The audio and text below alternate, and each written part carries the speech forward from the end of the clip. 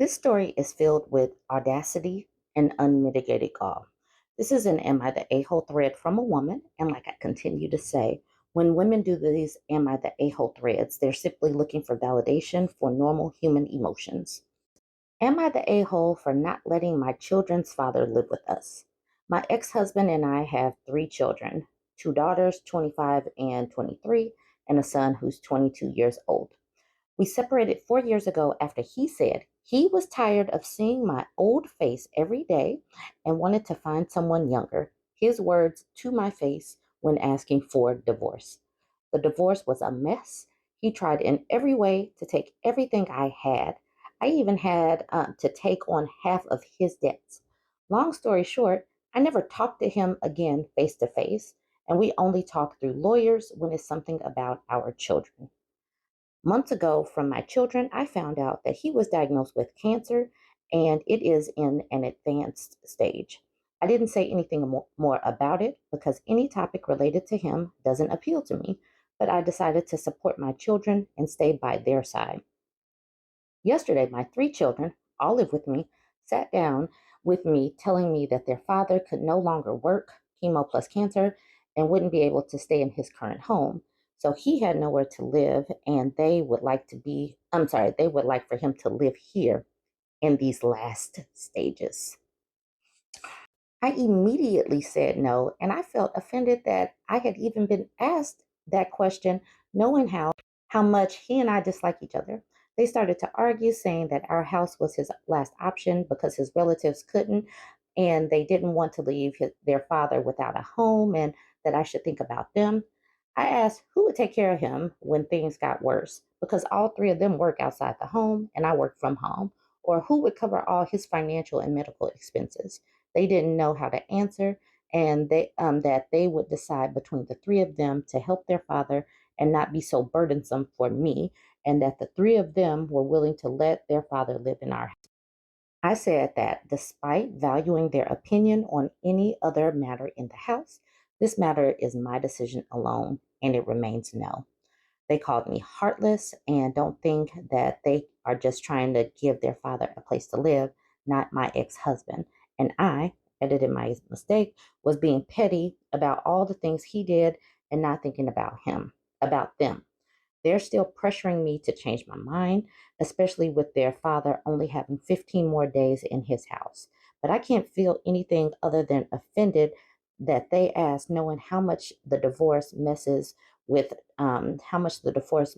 depression and anxiety.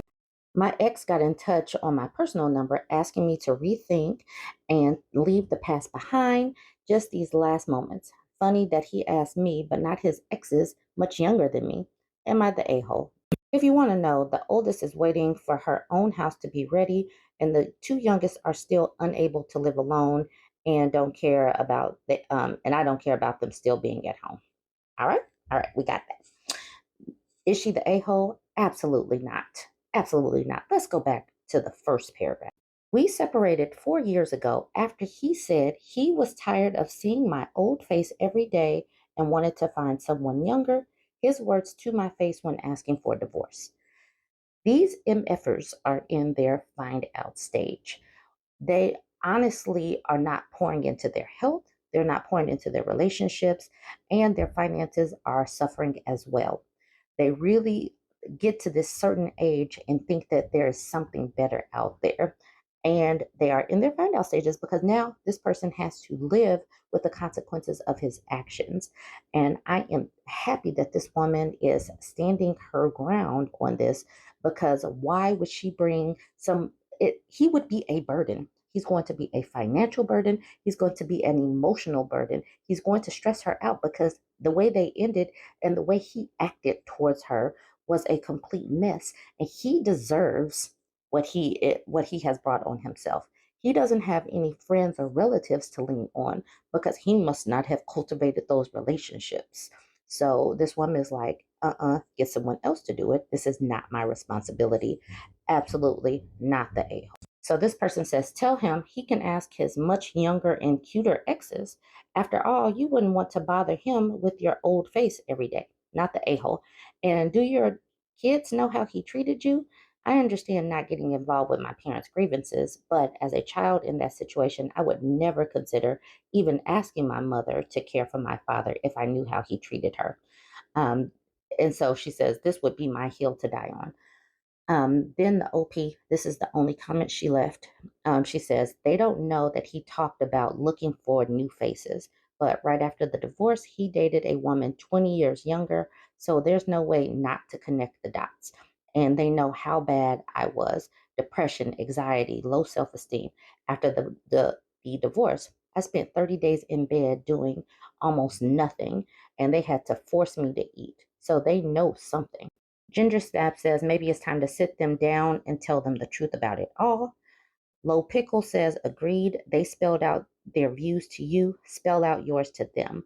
They are his kids and probably don't want to assume that's why he left. Gypsy Heart Wanderer says keeping this a secret will create a divide between you and your children once your ex is dead. You need to tell them the ugly truth now. Someone else says, I agree, they're old enough to understand. So, Random Coffee Thought says, if I did the math right, I'm guessing the youngest turned 18 and he asked for the divorce or really close to it. Your kids are in the emotional haze of losing their dad and could lose their relationship with you as well. You don't have to say yes to this because we all know how it will turn out. But the kids are super busy and then you end up caring for him. But how about the civil discussion with the kids? Depending on their jobs, they can each use some FMLA to help care for their dad. Is there a list of resources that maybe you could help coordinate? Maybe hospice where he could be cared for but not under your roof? I'm trying to think of a way to keep you from alienating your adult children. It already sounds like, see, this person is being an adult. Yes, she wants to keep her relationship with the kids intact, but like some of the other people said, she needs to be straightforward with them because if this man dies and these kids think that she was just being petty and not helping, they're going to hold ill will towards their mother. So she needs to get ahead of it, and at least she can do some of these small things that won't impact her mental health the way having this man in her home will impact her mental health. This person says, yeah, I normally say you should never spill all the nasty divorce details to your kids since it could change the way they see you or their other parent. This situation is entirely different in part because the kids are adults and also because the OP has multiple extremely valid reasons for refusing to let him move in. If her three kids that are in their 20s can't even afford to live alone, there is zero chance that all of the financial and emotional burden for supporting the ex or father won't fall almost entirely on the OP's shoulders. F that nonsense. It sucks that he has cancer, but he also has to lie in the bed he made for himself. Wonderful comment. This is wonderful. This is the last one I'll do. These grown adults can put on their big girl undies, pool their resources, and pay for his rent and nice apartment somewhere else. They can then set up a rotating caregiver schedule. Absolutely. If they want to be there for their dad, they need to figure it out. This is not on the ex wife. It's not on the ex wife. Y'all can weigh in, but not the a hole, not on the ex wife. Y'all let me know what you think. Like, comment, share. I did this Reddit thread a couple of weeks ago, and I'm glad that it has made it to the best of Reddit updates.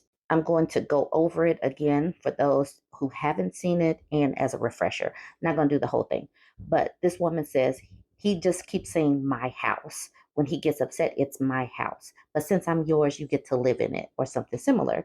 And this makes her feel shitty when he does that. He sort of does it jokingly, but without fail. Almost every time I've tried to tell him it's hurtful, he just laughs.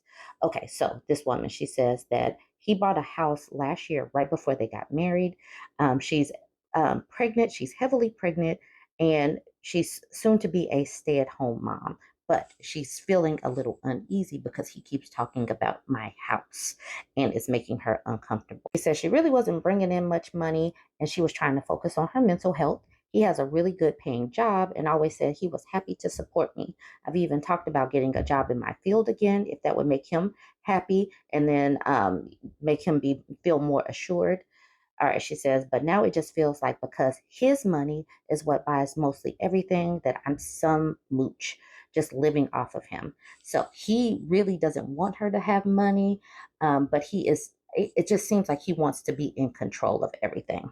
And she did say at the bottom, and another thing that confuses me is if my parents or relatives ever want to give us anything, like a wedding or a baby shower gift, he gets annoyed because he wants to be the one to buy all that stuff for us and doesn't want to rely on other people. It seems like he is also trying to alienate her from her family, make sure she doesn't have any support. So this woman doesn't have any money. She has no stake in this home, and she's already feeling uneasy. And like I said, this was 2 months ago. Now, this is the update from February 5th. Thanks to everyone who commented. I was honestly shocked that it got so much attention and that so many people felt compelled to help. I ended up talking to him a few nights ago after I got all of my thoughts down on paper and felt emotionally ready to talk about it.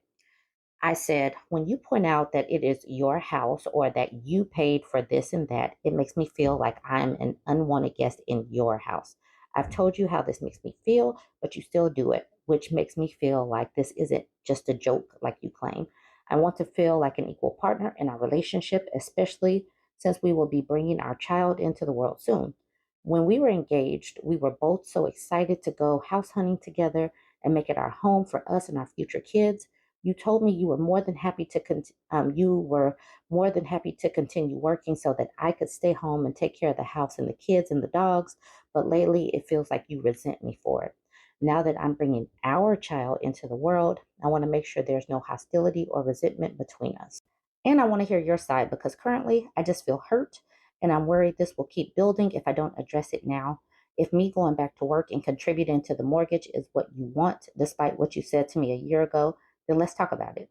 So I read that to him, and he immediately said that he never meant anything by it and that it was stupid and immature of him and that he'd work on it. He didn't realize it hurt me so much. After talking it through a little, he said he thinks it might stem from growing up poor and finally building a comfortable life for himself. He agreed it probably has to also be an ego thing and maybe stems from the fact that his dad couldn't take care of the family and his mom and had to work 2 or 3 jobs.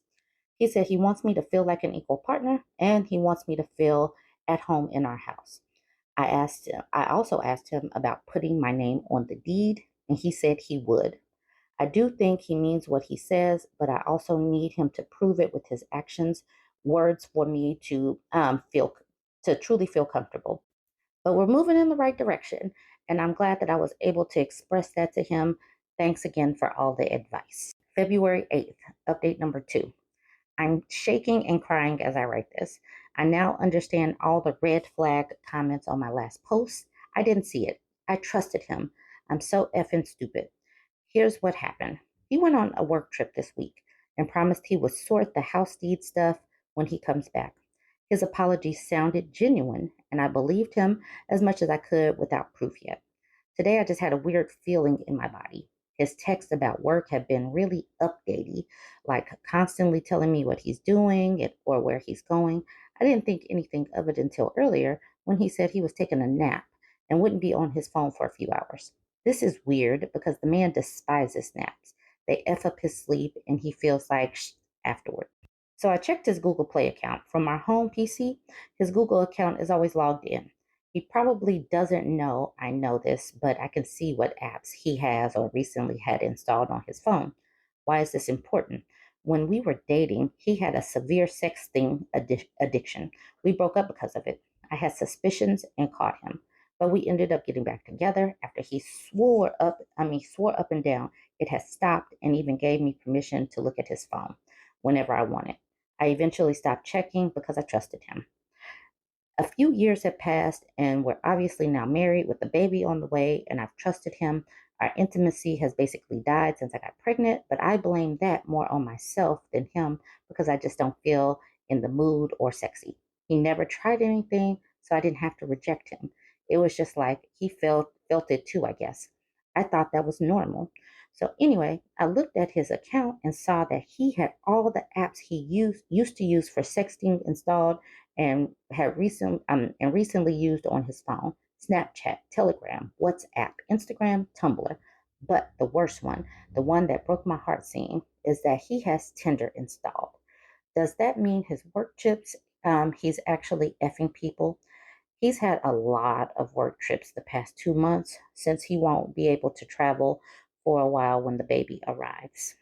I'm devastated and angry, and I feel so stupid that I was making excuses for him and trying to paint him in a better light when everyone was telling me. Now I don't know what to do. I want to call him and tell him I know, but the only evidence I had is screenshots from Google Play website showing they were installed recently. I want to get real evidence because I know he'll uninstall everything before he's back. Part of me wants to just leave and go to my parents' house 4 hours away with the pictures printed out for him to find when he gets back, but I don't think that will solve anything. Help. February 15th. Holy crap. It's been a week. So I ended up taking advice from some of the comments telling me to go to my parents' house. My mom recently retired, so he bought my story that she wanted to celebrate with me and treat me to a spa day, plus spend some time with me before the baby gets here. I didn't trust myself not to break down or keep my cool when he got home. I had way too much to think about and figure out.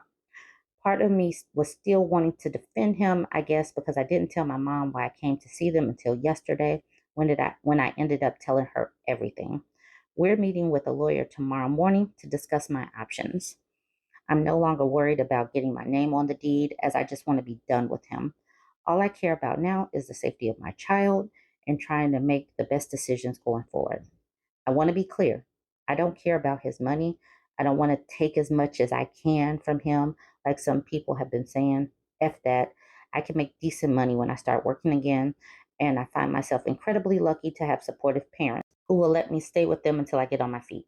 As of now, he doesn't know anything. I've kept up my normal text with him, keeping him updated on what I'm doing with my mom. As for getting checked for STDs, I will be getting that done in the next few days. The reason why I'm not as worried about that is because we haven't had sex in months. He hasn't even tried, and I've had no symptoms, but I do know plenty of them have no symptoms, hence why I will be getting checked. I also know I was tested at the beginning of my pregnancy, plus I had more recent pregnancy related blood work, which included a mandatory HIV test, luckily all negative. Thank you again to everyone who helped me understand the severity of the problems in my marriage and that I need to leave him. I admit that I was willfully blind to a lot of red flags, but knowing he's cheating on me again has made me painfully aware. I'm just currently trying to get through each day and will decide what else needs to be done after speaking with a lawyer. That was a lot, I know, but this is the reason why, even as someone who was a stay at home mom, women need to have a plan B, C, D, F, all of the letters, because you just never know. And when somebody makes you feel a little uneasy in your living situation, take that as a red flag to get your stuff together quickly because you just never know. And women will always be the ones that end up having to take care of the kids. And landing in that position is not pretty. So many cautionary tales about what can happen if you end up alone and in this situation. So use this as a cautionary tale. Don't just blindly trust somebody. And yes, you can use some of that woman intuition. Look for the red flags. Check out the warning signs. All of that, please. Jump in the comments. I know this was long, and don't forget to like, comment, and share. So this post was in the Regretful Parent subreddit. She says, partner is becoming more and more crazy by the day. Not only am I the only breadwinner, the only responsible adult in this relationship, the one that has made sure we have a home and food on the table, but now I am also expected to listen to his goddamn delusional conspiracy theories. So it's become evident that the moron has been spending his multiple year holiday, sponsored by me, researching theories about the New World Order, the coming Armageddon, which will be started by none other than baby eating demons, and also the earth is flat, etc., etc., etc. He's forcing me to watch infantile TikTok videos where other morons are saying these things will happen. Most recently, the Black Awakening. He made me mention this video specifically as he just entered the room and saw me write this because then people will understand what he means. Anyone here understand? I don't understand. Meanwhile, I'm blamed for being part of the establishment. In fact, I'm very anti-establishment and have my own opinions.